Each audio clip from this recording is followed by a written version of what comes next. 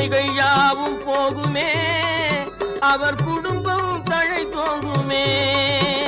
குமரனை கும்பிட்டு கொண்டாடுவோருக்கு குறைகள் யாவும் போகுமே, அவர் குடும்பம் தழை தோங்குமே. சூரசமர வேலாயுதம் பக்க துணை கொண்டால் சகல பயம் நீங்குமே. ஐயன் முருகனை கூப்பிட்டு